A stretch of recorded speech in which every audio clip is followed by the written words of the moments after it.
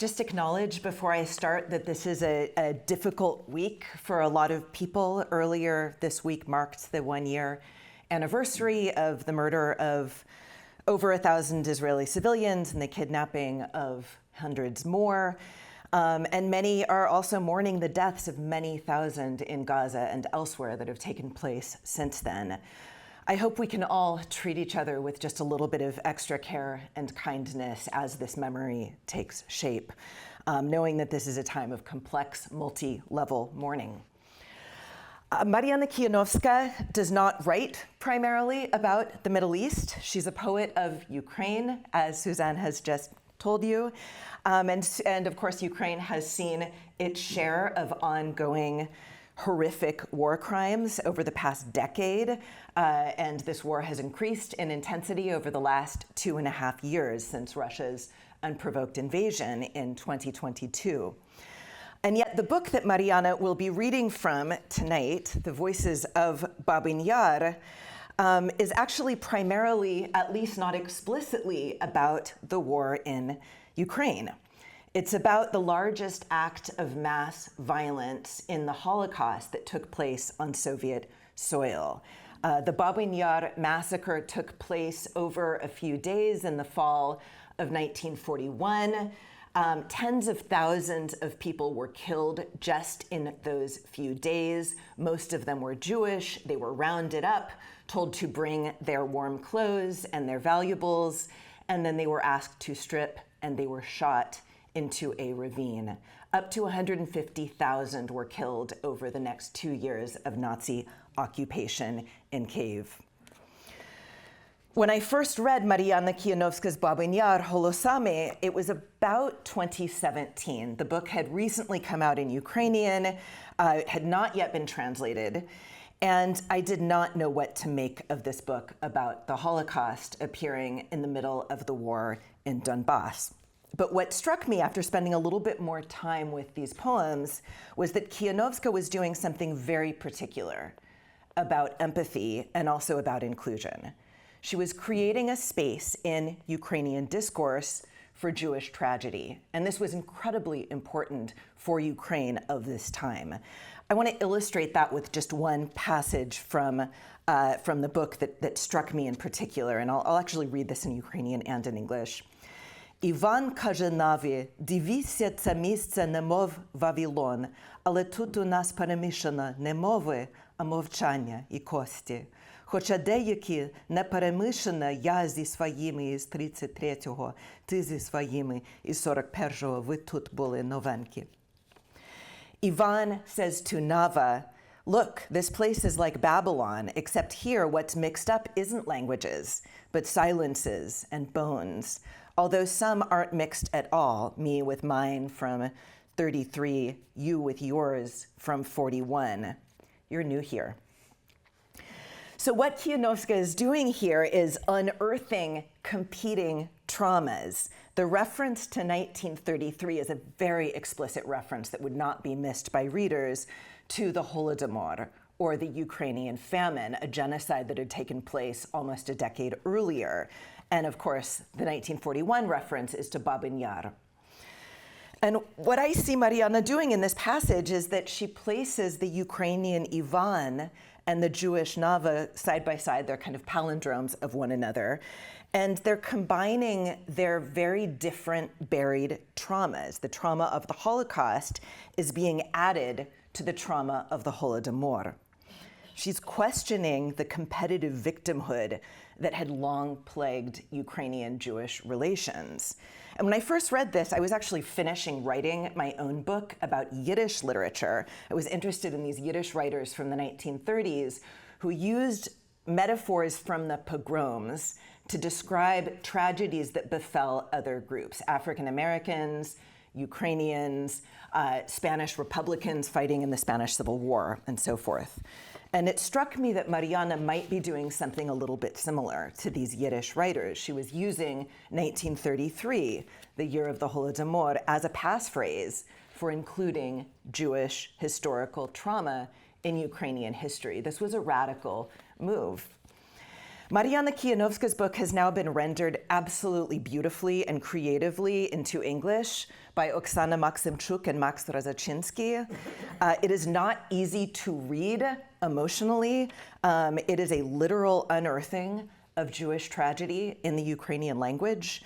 I'll add that since its publication, it has contributed in very important ways to contemporary Ukrainian discourse about what it means to be Ukrainian. Marianna has contributed herself in some of her other writing as well.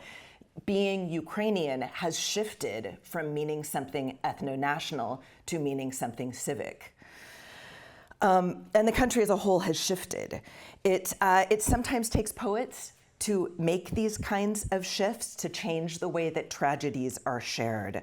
I want to add to the list that Suzanne already enumerated of Marianna's many awards. She just found out yesterday that she was awarded the Yehuda Amichai Prize.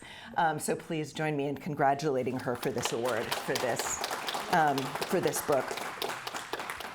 And I'll also add on a somewhat lighter note that I just learned that Marianna is a translator of Dr. Seuss into Ukrainian. She saw him in the library and was like, oh, I'm his translator. So I really love that. So we're going to go ahead and read first passages from the Voices in Babyn Yar. And I wanted to just explain to you how we're planning on doing this. It's incredibly emotional for Marianna to read these poems, and breaking them up with a translation between every poem is very difficult. And so what we've decided to do is I will actually just stay up here, and I'm going to keep talking to you. I'll be reading these poems first in English so that you have them in your ear, and then you will hear Marianna come up and read them in Ukrainian. And that's just, we're not reading the whole book, we are reading a selection of the poems that she has chosen from Babyn Yar. If there's time, we will have her read just a couple of additional poems from her much newer book that came out about a year ago.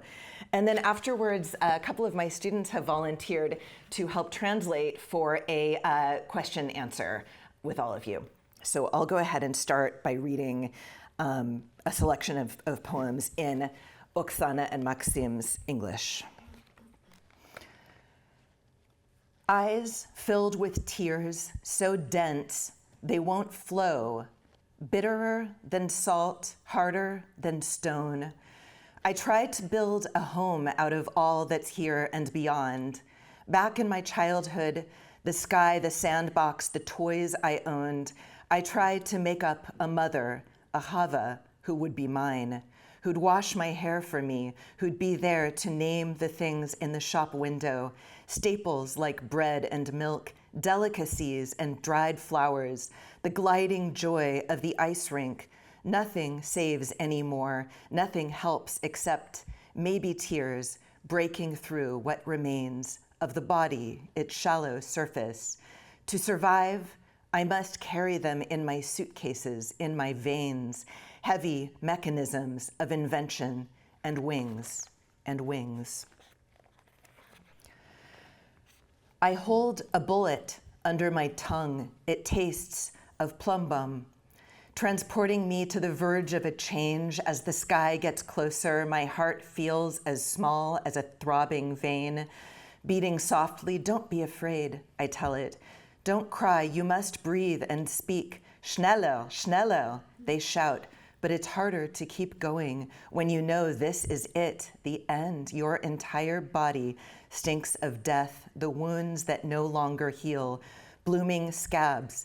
It's a wonder I somehow still manage to put one foot in front of the other, passing corpses of those who'd collapse, coatless and barefoot.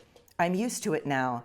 Not averting my gaze, may go for a closer look if I want to know why that woman, for instance, got shot in the back, though she so loved singing and all that she wanted was love. I enter a burning cloud, a wheezing fire. Here's another body, a child's, so small, all alone. I'm forced to lower my eyes. I'd pick it up in my arms, but every minute's a bullet that swells below my tongue. A nail driven into the heart. I'm following in the footsteps of Ezekiel, Aaron, Ora, Adam, Micha, Yehuda, Sarah. They're right here before me. We enter a cloud of smoke.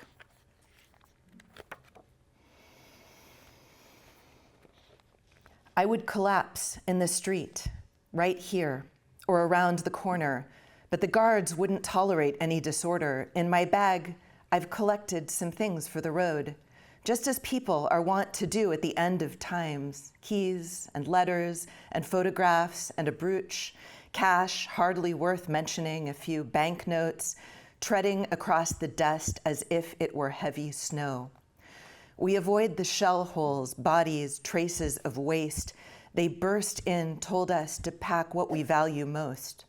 All I took was a blanket, some water, a loaf of bread. The policeman frowned at the shabbiness of the place. It imploded under his gaze as I too collapse. I depart never to return. I comprehend, I see our fate through the throbbing of this heavy, dense light.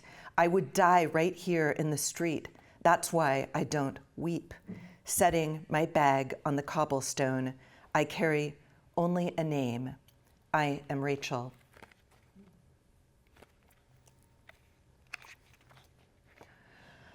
Hundreds of streets could fill this vastness, this open space. Ivan says to Nava, this place resembles Babylon, except what's getting mixed are not languages, but silences, bones. Even though bodies are kept separate, I, for one, hang on to my folks from 33, you to your newcomers from 41. That old woman starting to reek, that young one's a new arrival. They're lying close to the edge, so lonely, yet not alone, like those living on the frontier who no longer know who's from around here and who's a stranger, remembering all when the ice melts, the young woman glides over the thawing corpses, lifted up by the arms so unlike yours and mine, in a white unbuttoned blouse like the ones we spotted flickering over the rail cars, filled with restless and noisy souls, frozen stiff, stuck to the wooden boards turned to ash, in kerchiefs and caps. She's but a little younger than us, yet with no bullet in her head, no bullet in her heart, no clay in her mouth. Oi, Yarina, Yarina. If I survive, I'll simply be a tato. Like any dad like mine or Raya's, I'll carry gingerbreads to give away. I'll simply be a dad. Dads do not die. I'll have some kids like Yonya and myself, and 3 or 4 automobiles. I'll sport a scar on my right hand and keep a dovecoat and albino mice. I'll have a mama gentle, kind, with hands that feel so soft, so warm. I will survive. I have no right to die here in this ditch, alone without my mom. In order to bear witness, I need not survive. I only need to persist for the sake of the voice. To survive in this war, cursed by all that's divine, would be a betrayal, a mortal offense. I lie under the weight of the hardened sky, bodies still warm, or at least so they seem. A bullet is lodged in my chest. Do not disturb my circles. Clot nicely, I plead. The skies within reach, so close to the heart. In order to bear witness, I must persist. Get out. They shoot in short bursts, and terror builds up. The living go mad. I'm going out of my mind. I felt terror twice. First when Valik was shot. Yet all I could feel was weariness, thirst, no despair. Then Mama told me how our David was burned, alive, right in front of their house in Irpin, near Kyiv. The lot fell to me to persist for the sake of those all around, to the left, to the right, everywhere. I heard someone's breathing a moment ago. It stopped. I need to persist in order to witness. Forgive me. In the room, they're hung. In the room, they're hung. In the room, they're hung. Wedding dress, white and long. Now I put it away, now I put it away, now I put it away, for my David got killed. Einsatzgruppe, Sonderkommando, Einsatzgruppe, Sonderkommando, Einsatzgruppe, Sonderkommando. An SS execution squad. We were happy, David and I. We were happy, David and I. We were happy, David and I. David and I were in love. In the morning, his mother came. In the morning, his mother came. In the morning, his mother came, asked me if I already knew. Didn't know, didn't sleep all night. Didn't know, didn't sleep all night. Didn't know, didn't sleep all night. Heard some shots from the Yar. I'm a mother, no more, she said. I'm a mother, no more, she said. I'm a mother, no more, she said. May you, woman, be cursed. He's gone, and you're still alive. He's gone, and you're still alive. He's gone, and you're still alive. That's your punishment, Virka. That's my punishment, Mama, dear. So I sway and I sing a ditty, drowning out the shots from the Yar, dying little by little. We used to come here to build a bonfire, most often with Yakiv and Lyonya. He's next to me now. His tooth is chipped. We'd examine the cinders, read them like old shamans, poppies in soot. Check this out. Faces with gaping mouths. All of the mouths here now have been stuffed with soil so densely packed one cannot let out a sound. Every man for himself and dies on his own, but I'm dying to fall asleep and to live and to laugh like a nut. The machine gun bursts in the distance and no more school, summer break. Mother said better not go outdoors, but I went anyway and roamed our neighborhood, sometimes with Rutka and Yoska. The neighbors brewed. Rutka was always hungry, kept staring, sniffing around, catching the sense of food. Stop begging, you fool, lay low. Then there was a raid. We dove into alleys, a secret nook, dogs chasing after us. Yoska yelled, run, run, run. So I ran through the inner courtyards and got away. Yoska and Rutka were discovered the morning after, caught by the bullets. I didn't cry, what an awful pain.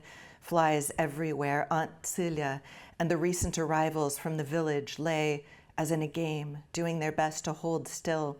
Soon I was caught in a raid, rounded up and driven here to Babyn Yar. In this heat, an ancient man next to me ran a fever. He said, look, the sky, it is turning silver, but it looks blue to me. By my side, already far away, Lyonya feels very close, his bruised lips still swelling. What if my pigeons locked up in the cove, no grain? What if they die in there, trapped, and no one's coming? And this is the last one that we'll read before you hear the Ukrainian. This is the poem with which I scream. I can do only this, nothing else. The poem that works for a God-given cause, tearing into your face, cramped in a scowl to the very bone, scorching like Anthony's fire. This insatiable poem conceived above, I carry it like Rachel to Efrat, son of morning, poem by Benjamin, all at once a soldier and the legions in the nests of tears, a healing venom, sigmas of letters, smoldering like stigmas.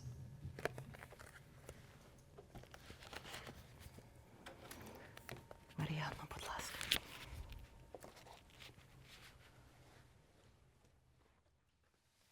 Наповнити очі такими сльозами, щоб не текли, солонішими, аніж сіль, кам'янішими, аніж камінь. І дім збудувати з усього, що всюди, і не знати коли. Було у дитинстві, у небі, в пісочниці, під руками. Придумати, мамо, нехай буде хаво, така, що була моя. Щоби голову мила мені, щоб була, або просто була зі мною.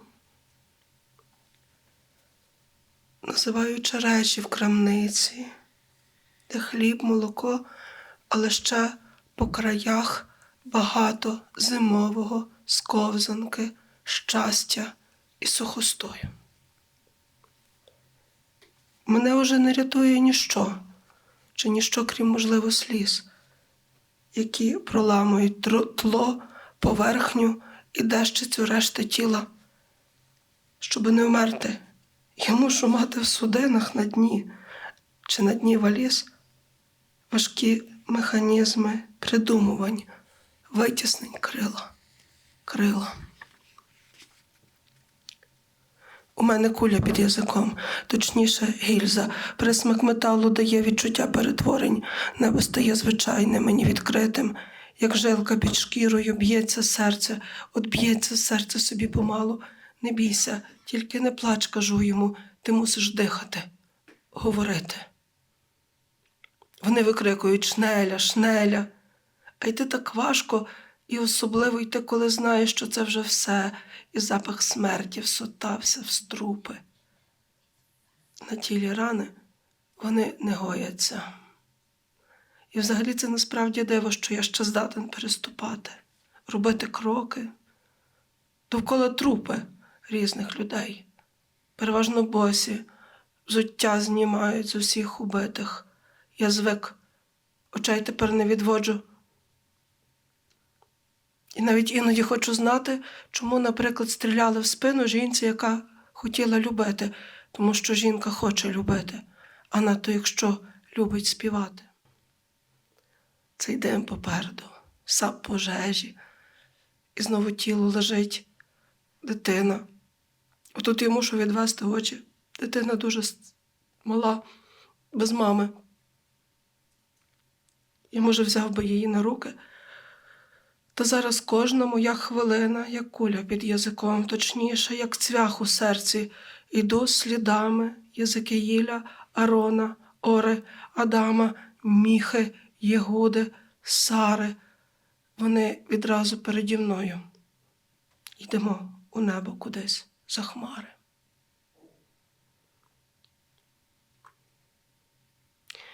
Я би вмерла на вулиці цій, або тій, що за рогом, та конвой не дозволить, здається, проси, не проси. У валізі не те, що речі, збирала в дорогу, як збираються люди в дорогу в останні часи. Тільки ключ і листи, фотографії, брошки і гроші, не те, щоб гроші, всього лише кілька банкнот. Ми бредемо по куряві літній, немов по пороші, оминаючи вирви, тіла і сліди нечистот. Увірвалися в дім. Не казали все цінне узяти. Я взяла теплий плед, трохи хліба і трохи води. А есесівець кривив свій спавано вбогість кімнати, що запалася раптом ніщо, як і я, назавжди. А тепер я іду назавжди, розумію і бачу всю приреченість нашу крізь світла щільного ясу. Я би вмерла на вулиці цій, і тому я не плачу. Я валізу на брук опускаю, ім'я лиш несу. Я Рахиля. Тут могли б бути сотні вулиць, але вулиць немає. Іван каже Наві: дивися, це місце немов Вавилон, але тут у нас перемішано не мови, а мовчання й кості. Хоча деякі не перемішано. Я зі своїми із 33-го, ти зі своїми із 41-го. Ви тут були новенькі, а ота баба вже вся потрухла, та молодуха прибилась пізніше. Вони тут з краю обидві собі самі. По правді, то таки не самі, а десь так, як колись булося людям на присілку, коли не дуже, то й дивляться, де свої, де чужі, все пам'ятають. А коли облітає лід, ота молода ширяє над підприталем, на крилах власної пам'яті, не такої, як твоя і моя, в білій незапненій вишиванці, як ті, що миготіли над ешелонами, в яких гуготіли і клекотали душі примерзлі до дерева на підлозі пожарища, в хустинах і в картузах. Вона тільки трохи за нас молодша і без кулі у голові, без кулі в серці, без кулі під язиком. Ой, Ярина, Ярина.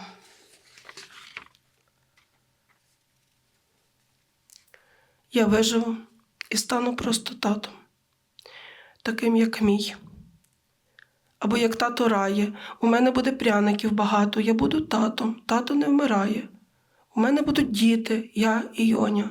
І буде 2 чи 3 автомобілі, і буде шрам великий на долоні, і голубник, і навіть миші білі. І буде мама ніжна і ласкава, та із ніжними і теплими руками. Я виживу, бо я не маю права померти сам в цій ямі, тут, без мами.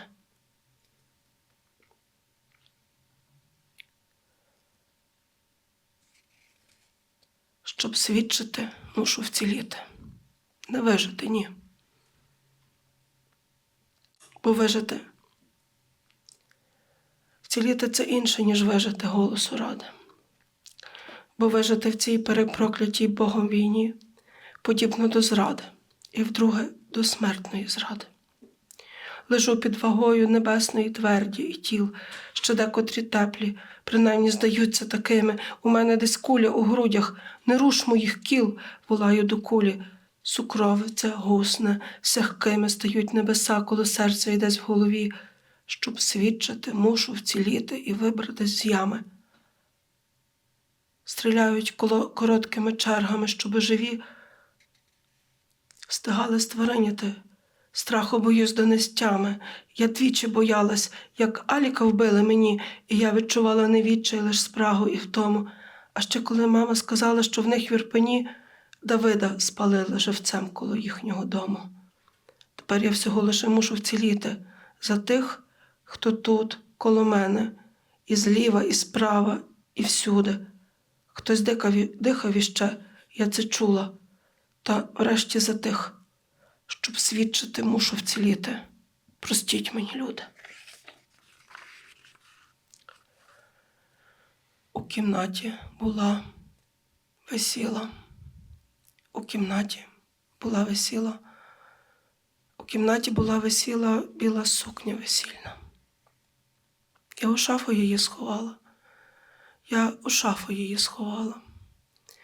у шафу її сховала. Бо Давида убила. Айзенсгруппа Зондеркоманда. Айзенсгруппа Зондеркоманда, поліцаї, СС, розстрільна. Ми з Давидом були щасливі. Ми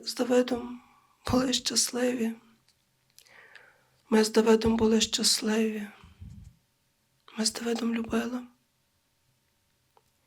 Мама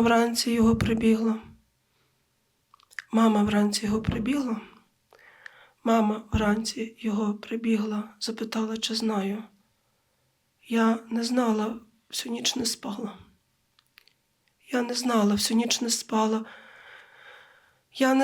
всю ніч не спала. Чула постріли з яру.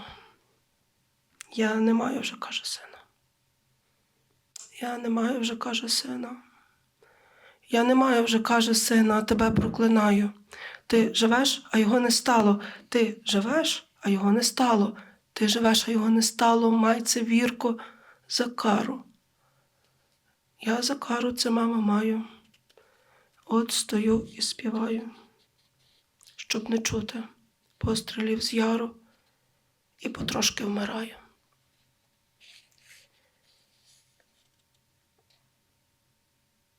Ми були тут, палили вогнище. Найчастіше Льоня і Яків.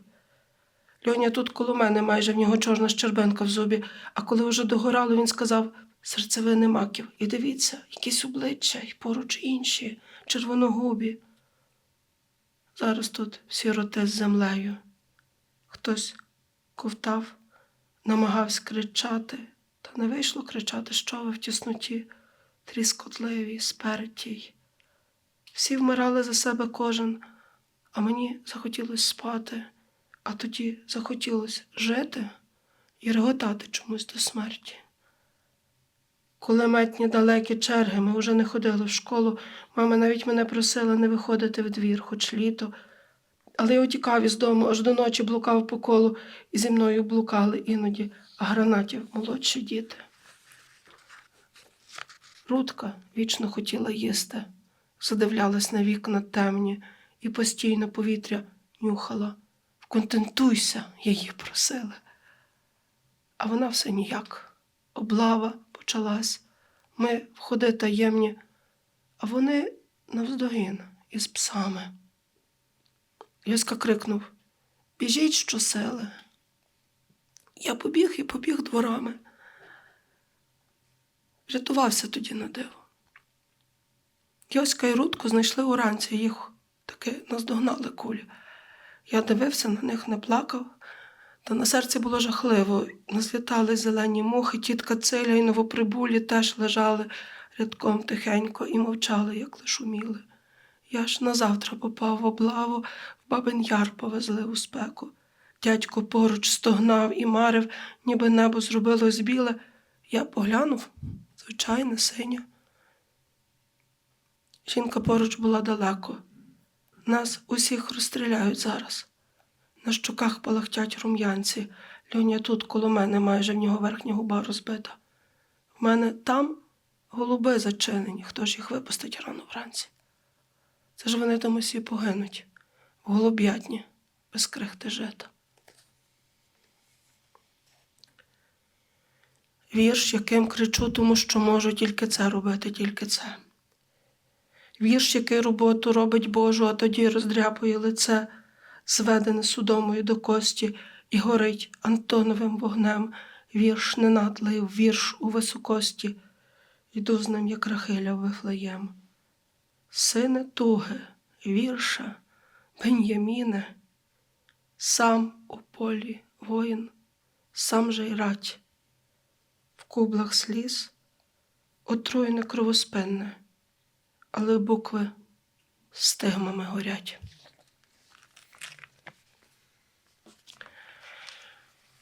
Дуже вам дякую. А зараз я так без переходу хочу почитати ще 2 вірші в перекладі Амелії Глейзер. Так сталося, що я пишу не вірші окремі, а книжки. Це треба перекласти.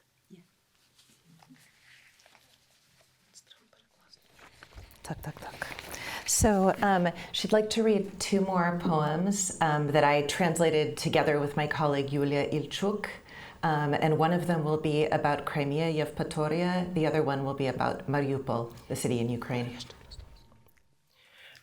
Власне, перший вірш, який прозвучить, він з книжки «Листик з Криму», і там всі вірші пов'язані з топонімами в окупованому Криму. The first is about Crimea. It's from a cycle, a book that she is putting together entirely of poems that are about Crimea. Другий вірш з книжки «Хештег День війни». Це вірші, писані слідом за плакатами, які створювала львівська художниця Христина Валько. І я тільки пізніше зрозуміла, що насправді я написала 4 книжки про геноцид. The next poem that we will read is based on a poster that was created by the Lviv-based artist Christina Valko. She has been doing a series of poems after the posters. Sometimes we think of illustrations coming after poems, but here it's the reverse. And she only realized later that she had created 4 separate cycles about genocide.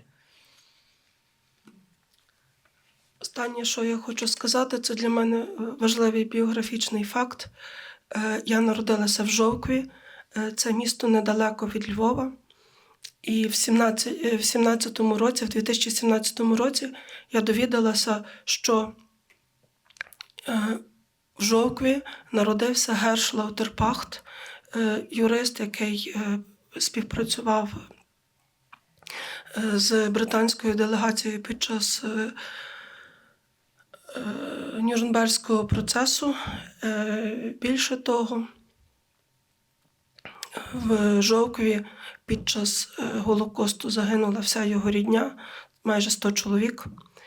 Більше того, в мене було 2 роки в житті, коли я тимчасово проживала в тому місці, де колись був їхній будинок в Жовкві. So the town that Mariana is from, Zhovka, is outside of the city of Lviv, and she only realized around 2017 that it was the same town where Hirsch Lauterbach, was from. And she also learned somewhat belatedly that during the Holocaust, all of the Jews from the town were killed. Це саме він створив поняття злочин проти людяності, а інший єврей, який народився і вчився у Львові, Лемкін, він створив поняття геноцид. І я якось, пишучи ці книжки про геноцид, я ніколи не замислювалась над тим, наскільки я біографічно близько опинилася біля людей, які створили два ключові поняття. Lemkin, the original author of the term genocide, who wrote the book about genocide, was from Lviv himself, and she never could have imagined growing up that the place that she was from having so much to do with the history of genocide, that she would end up writing all of these things about genocide herself. This is a poem from 2016. Letter from Yevpatoria.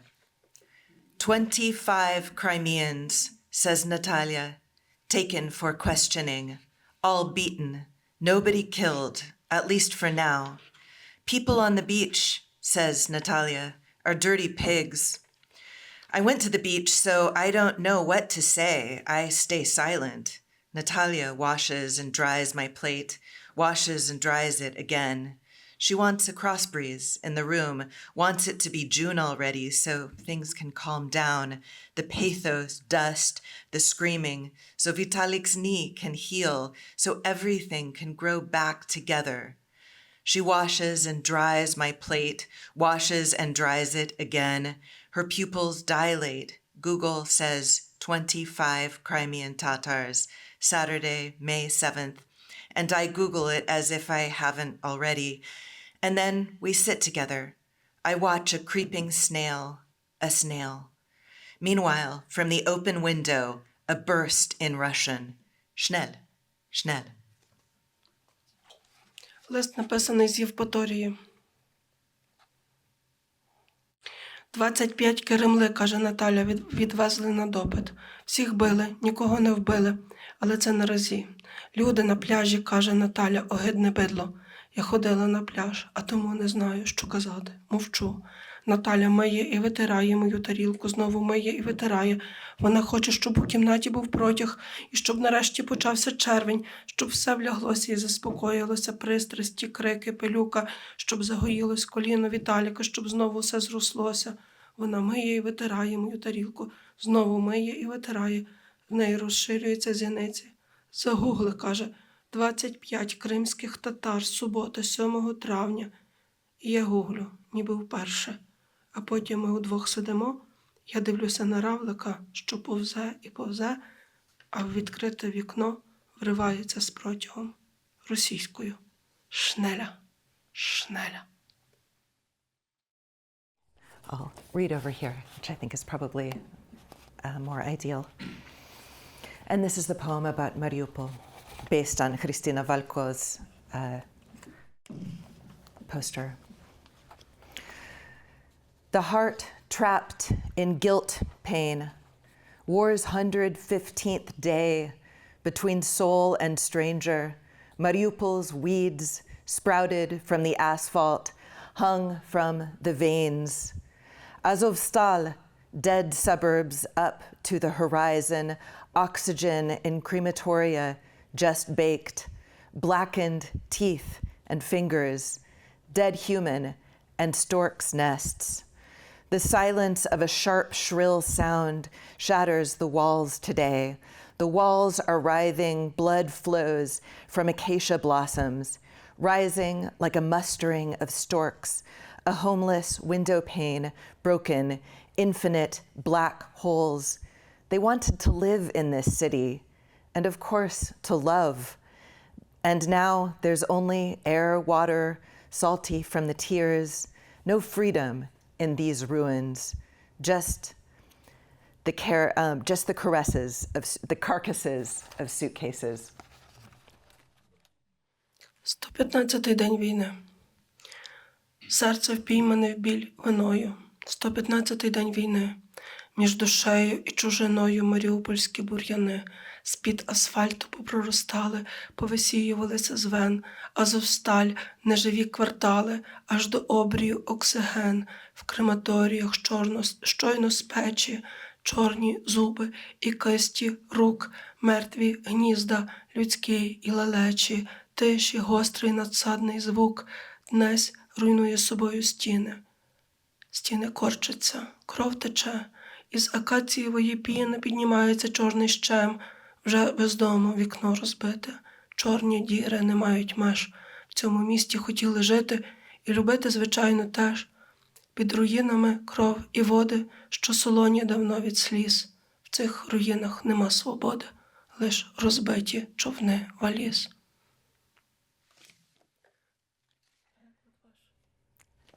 Thank you. And yes, that translation I did with Yulia Ilchuk.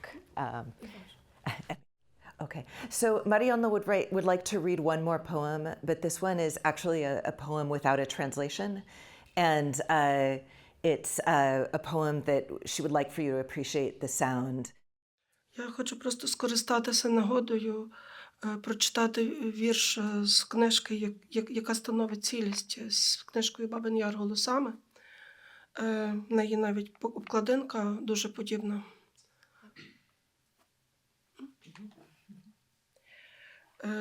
Є ще третя книжка, вона просто ще не видана.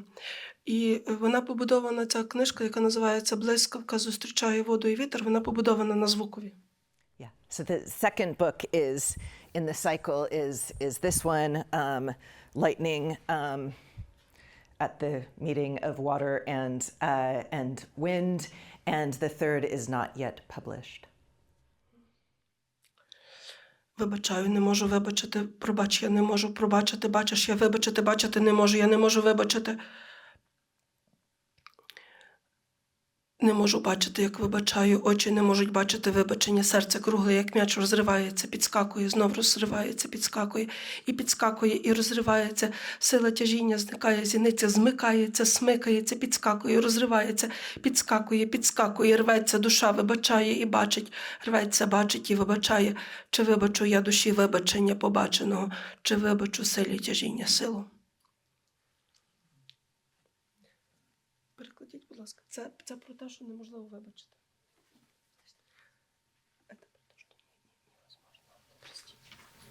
This is a poem about how it is not possible to forgive. І я готова до питання. Yeah, so we welcome questions, and I'd like to invite a couple of my students from the literatures of Ukraine who are going to help with the translation for the question and answer. As someone who only speaks English, do you think it's possible for me to get the poetry through translation, or is that feeling or emotion lost? Так как только тот говорит только украинский, на английском, может ли он полностью понять всю тяжесть и всю глубину поэм, которую вы пишете, или это только передается через украинский?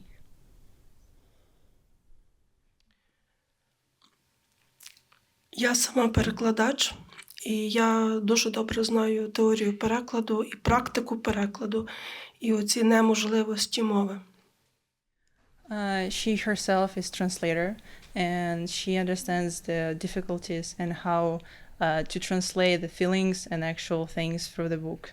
So for you it's possible. Тому, зокрема, я прочитала цей останній вірш, який я читала, щоб ви почули звук, щоб ви почули те, що недоступне перекладу. So that's why right now she read this poem, even though you don't know the translation, through the sound, through the emotion, it's so that you can grasp it. Але для мене, насправді, переклад – це є доказ Бога, доказ існування Бога на землі. Тому що, якби був неможливий переклад, Бога би не було. А раз можливий переклад, Бог є. Кожен перекладач робить з мовою щось неможливе. І, власне, чим неможливіша поезія, тим неможливіший переклад. Я дуже вдячна, що Оксана Максимчук і Макс Розучинський, що вони прийняли ті рішення перекладацькі, які вони прийняли.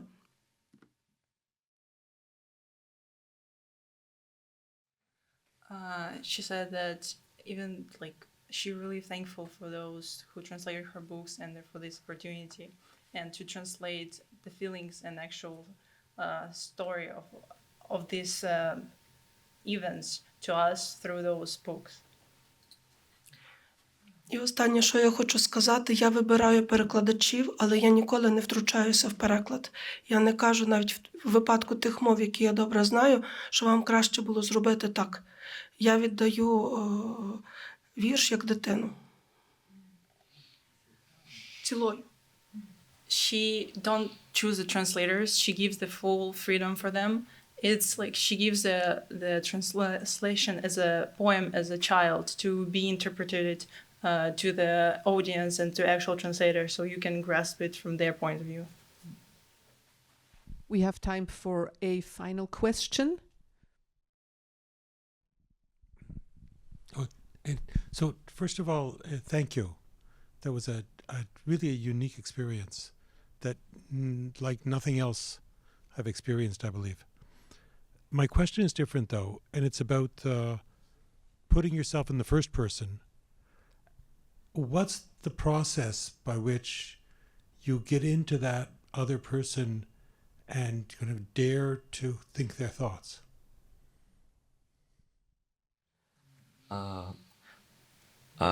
Вначале он говорит вам большое спасибо за то, что вы здесь, и это очень уникальная experience. И потом он спрашивает, какой у вас процесс, когда вы, чтобы стать вот этим персонажем, когда вы пишете от себя? В тому-то і діло, що я не стаю персонажем. Не в вашей работе про Голокост. Да. В мене помер батько. Він помер 21 грудня 2015 року. Але я мала вже призначену піврічну стипендію від 1 лютого до середини липня. Перекладацька стипендія. Це я мала перекладати геніального польського поета єврейського походження, який вчився в гімназії, вчився в університеті в Києві, Болеслава Лесьміна.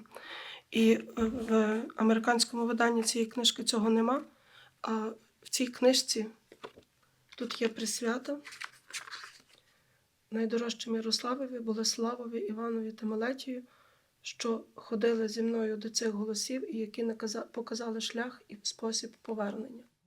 Одну секунду на переклад просто. Перекладіть це, я ще дещо скажу.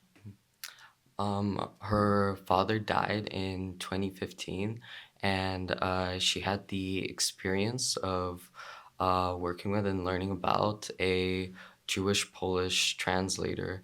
And this is not in the English version of the book, but this book is actually dedicated to... Ярослав – це мій батько, Болеслав – це Лесьмін. It's dedicated to Yaroslav, which is her father, and it's dedicated to Leslie? Болеслав – це Лесьмін. Lesman, yeah. Who is that translator? Yeah, who is the translator from Poland? І, властиво, тільки завдяки Лесьміну я відчула топографію Києва. Я не знаю Києва. Можливо, хтось не знає з вас Нью-Йорка. Можливо, хтось знає тільки там одну або дві площі і кілька станцій метро. Оце моє таке знання Києва. І в мене зійшлися 3 речі в одному досвіді цієї книжки.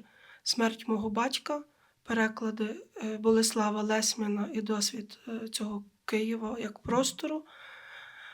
А третій досвід – це те, що я їздила з волонтерами дуже близько до лінії фронту. І я бачила дуже жахливі речі на власні очі протягом 2 років.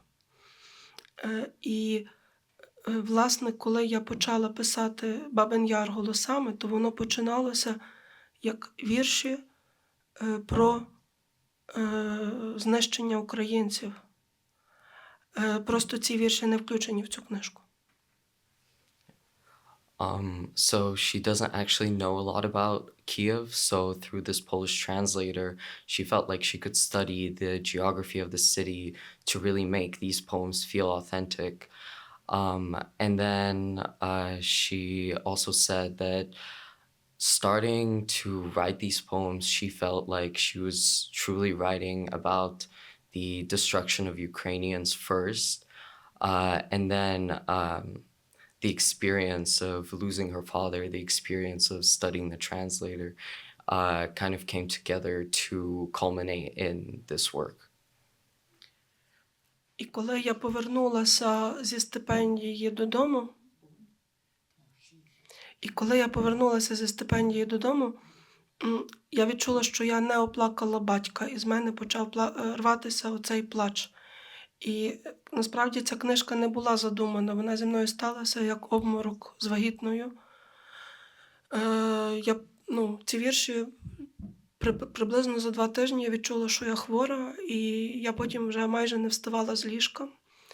І хоча це не політкоректно сказати, але під кінець мені чоловік просто купував горілку, бо я думаю, що якби не горілка, я би потрапила в психлікарню. І потім я багато років не пила алкоголю взагалі. When she came back, she felt herself like physically sick. She felt like she had not grieved her father, and she felt herself get severely sick. She couldn't get out of bed, and she felt very ill. And she said, this is not very politically correct per se, but it happened that my husband was bringing me alcohol because that was the only way that I could deal with this, because if I did not have that, I thought that I would die. І останні голоси мені написалися рівно в річницю, тобто рівно через рік після того, як помер мій батько, 21 грудня 16-го року, і після того не написався жоден голос. So she wrote the last voices exactly a year after her father died, and then after that she felt like she couldn't write anymore. Тому ця книжка не є персонажною взагалі. Але в мене ще був один інсайт, я вам потім покажу це в телефоні. Справа в тому, що в Бабиному Яру ростуть буки. А буки мають дуже особливі сучки. Хто з України, той знає. Вони виглядають як очі. І я, коли опинилася в Бабиному Яру, власне, за кілька тижнів перед річницею трагедії, на мене подивилися ці всі тисячі очей з дерев. І в мене було, це дуже важко пояснити, але в мене було відчуття присутності отих тисячі людей, тисяч, яких я не можу бачити, але які є, через ці сучки, очі дерев. І, тобто, це не персонажна книжка. Яка завгодно інша книжка в мене персонажна, ця ні. To her, this isn't necessarily a book where she has a character, where she is pretending to be someone. When she traveled to Babi Yar, she saw these trees, and they kind of looked like eyes. And she felt the true grief and the true horror that had occurred in that place. So she truly felt like oxydrome. Oh yeah, it's like the tree stumps. I want to thank Bogdan and Maria for their wonderful translation. That was fantastic.